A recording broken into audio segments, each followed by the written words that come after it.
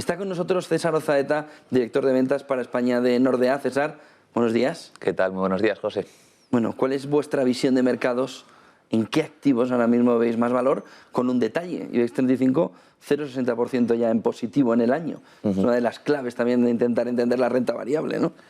Pues sí, efectivamente, bueno, está siendo un año desde luego turbulento, ¿no? Y lo que está marcando, tú lo has dicho, lo que viene marcando todo es el tema de la inflación y cómo esto está afectando pues también a los movimientos de los bancos centrales, ¿no? Por supuesto hemos tenido la guerra de Ucrania, que siempre a nivel geopolítico pues da efectivamente mucho de qué hablar y mete esa incertidumbre, pero lo que estamos viendo que está dirigiendo los mercados desde luego pues este tema de la inflación y cómo los bancos centrales van a reaccionar, ¿no? Entonces la realidad es que nosotros en ese entorno venimos ya tiempo diciendo que la manera de combatir la inflación es sobre todo estar en renta variable, ¿no? O sea, desgraciadamente en renta fija venimos de unos tipos muy bajos, eso se tiene que normalizar en algún momento y este año ha comenzado y todavía pues vamos a seguir viendo noticias y datos de inflación muy altos que van a seguir metiendo presión a los bancos centrales y que probablemente hagan que en renta fija todavía pues haya que ser muy cautos, ¿no?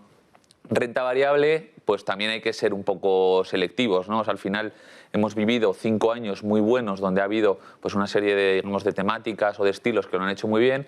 Probablemente ahora lo que vemos es que el entorno está cambiando, ¿no? Entonces, en ese entorno cambiante creemos que hay que apostar por otro tipo de compañías, por otro tipo de sectores, que básicamente pues es un poco pues, una de las ideas que vengo a traer, ¿no? Entonces, cuidado en renta fija, más renta variable, probablemente renta variable más global, con un enfoque puesto en una parte importante en Estados Unidos y sobre todo pues ir a compañías pues que sean capaces de trasladar esa inflación a sus productos y que los costes que están teniendo, que le están aumentando, pues no afecten tanto a la línea de ingresos y a los beneficios finales, ¿no? Simplemente, y aquí también yo remarcaría que obviamente esto no es algo lineal, ¿no? Pero que hay que poner el foco en el largo plazo. La inflación, pues estamos viendo que cada vez come más el bolsillo de la gente y por eso pues hay que asumir riesgos y los riesgos probablemente donde más nos van a compensar es en renta variable. ¿Un buen producto para ese medio-largo plazo? Pues nosotros el producto que estamos o que pensamos que tiene mejor encaje en este momento es un fondo que se llama Nordea 1 Global Stable Equity. Entonces, básicamente, como comentaba, este es un fondo de renta variable global que invierte en lo que nosotros denominamos stable equity, compañías estables. Entonces, ¿qué son compañías estables? ¿No? Yo creo que es el primer punto a destacar. Pues son compañías que son estables desde el punto de vista de los ingresos, de los beneficios, de los dividendos, de los cash flows. O sea, al final, compañías, lo que tradicionalmente se ha denominado compañías aburridas, ¿no? Pero no solo eso ahora mismo es importante, porque está bien tener esa estabilidad en este periodo un poco más incierto, sino también fijarnos en la valoración, ¿no?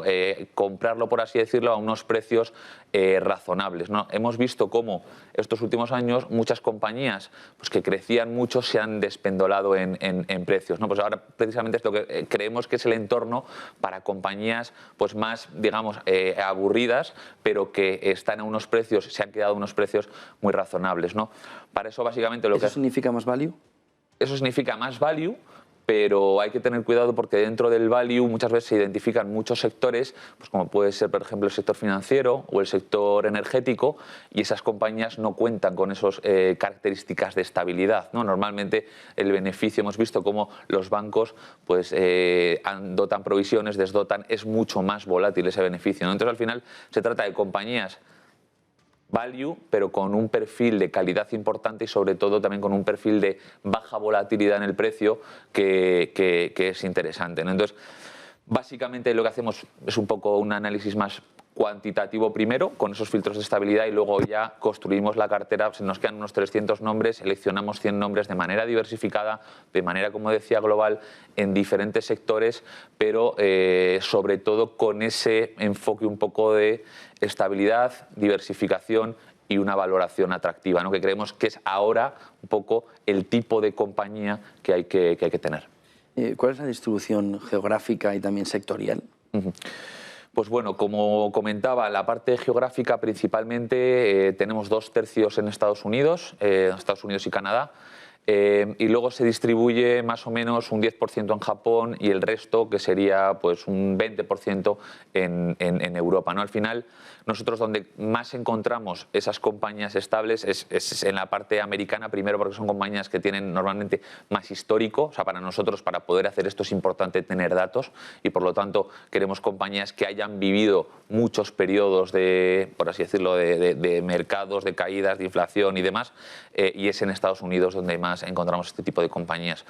Y luego a nivel sectorial, que ya hemos avanzado algo antes, pues sobre todo encontramos mucho valor en el sector farmacéutico, o sea, el sector salud a lo largo de toda la cadena de valor. Pues aquí encontramos compañías como Johnson & Johnson, como CVS Pharmacy, como Cigna, que es la parte de seguros. Al final, el 30% de la cartera está en salud. Una parte importante también está en consumo básico. Pues también comentabais antes cómo, por ejemplo, Procter & Gamble en este entorno está teniendo un buen comportamiento y eso es porque está siendo capaz de trasladar al precio de sus productos el incremento de costes que ha tenido, y ahí tenemos compañías como Procter & Gamble, Coca-Cola, pues este tipo de compañías un poco más de consumo.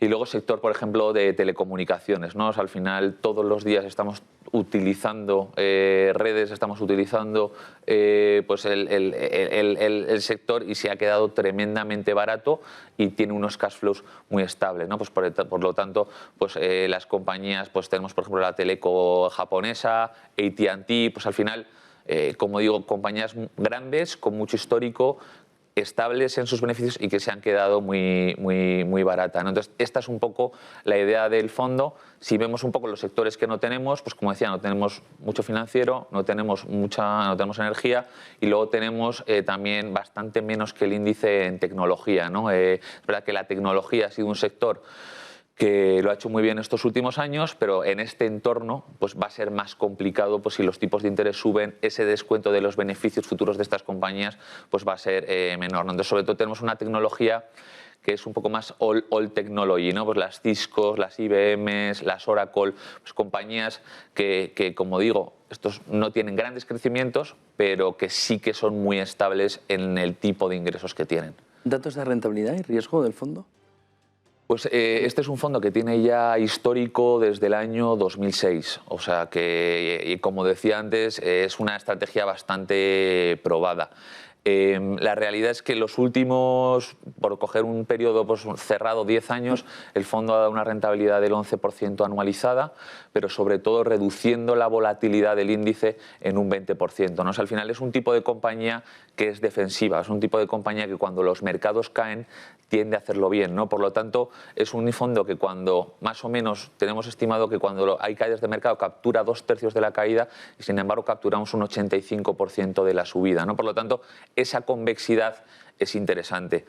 Por ver un poco el último plazo, este periodo que estamos hablando, pues un poco de inflación, de mayor tipos, de estas, más o menos nosotros ponemos ese periodo desde el comienzo de las vacunas y que coincide más o menos con la elección de Joe Biden como presidente, o sea, octubre del 2020. Desde ese entorno, el año pasado el fondo hizo un 31% y este año el fondo está un 5,5% arriba, ¿no? O sea, al final son compañías que se habían quedado muy baratas y en esta rotación, pues quizás desde sectores más growth o desde compañías más tecnológicas hacia más value, pues el fondo lo está capturando bien, ¿no? Entonces, al final, creemos que todavía queda mucho valor por capturar, porque el diferencial entre las stable equities, esas compañías estables, y el índice mundial sigue siendo muy grande. Pues esta cartera está cotizando a PER 14, el índice mundial lo tenemos cotizando a PER 20. Entonces, creemos que todavía hay que cerrar ese gap y este entorno pues debería de favorecer a este tipo de compañías, ¿no? Entonces, pues bueno, esta es la idea que estamos trasladando ahora mismo desde Nordea a nuestros inversores y creemos que para el medio largo plazo, desde luego, pues es una manera sobre todo también de reequilibrar algunas carteras pues que han tenido mucha exposición a megatendencias, pues a temáticas, a cosas que en el largo plazo tiene pinta que pueden seguir funcionando, pero que quizás hay ciertos momentos en los que hay que reequilibrar un poco la cartera y tener pues más diversificación, y esta es una manera de conseguirlo. Pues muchísimas gracias por esa visibilidad del Nordea 1 Global Stable Equity Fund. César Ozaeta, director de ventas para España de Nordea, buen día y buen negocio. Muchas gracias.